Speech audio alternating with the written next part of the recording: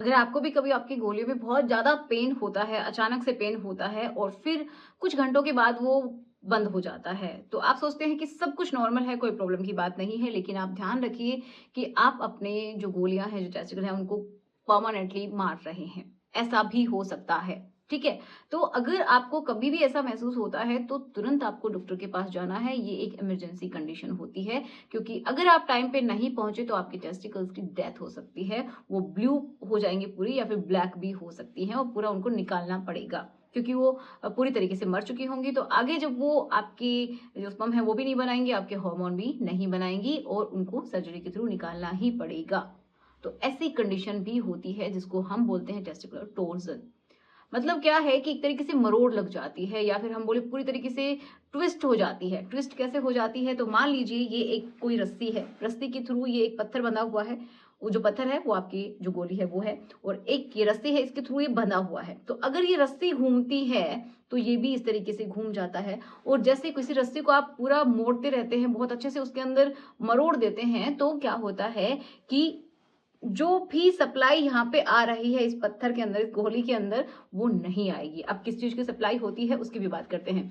तो देखो, इसकी स्ट्रक्चर सिंपल सी होती है जेसिकल की कि एक ये जेसिकल है, तो ये एक कॉर्ड के थ्रू जुड़ी हुई होती है। वो जो कॉर्ड है, जो रस्सी जिसकी हम बात कर रहे हैं, उसके अंदर क्या-क्या होता है? ब्लड वेसल्स होती हैं, ठीक है? ब्लड वेसल्स में जो अच्छा जो ब्लड है, ऑक्सीजनेटेड ब्लड, उसको लेके आती हैं, आपके उस हिस्से को प्रोवाइड करती हैं और जो डीऑक्सीजनेटेड ब्लड है या फिर जिसके अंदर ऑक्सीजन की कमी आ गई है, जिसको हार्ट के पास भेजना होता है, वेन्स के थ्रू जाता है, वो उनका भी एक जाल होता है, वो भी इसके अंदर होती हैं, ठीक है? और बहुत सारी होती हैं, नर्व्स होती हैं, तो मसल्स होती हैं, कुछ इस तरीके की झिल्ली होती है जो कि इन सबको कवर करके रखती है। तो ये सब इसके अंदर होता है।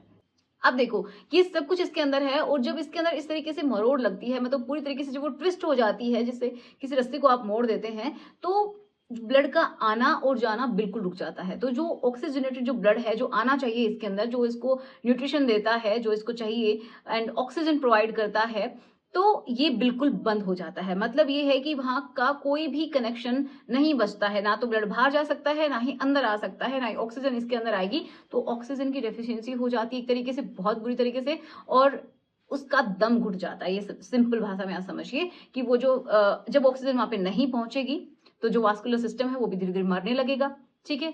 और वो ब्लू हो जाएगी पूरी तरीके से एंड देन धीरे धीरे वो ब्लैक भी हो सकती है।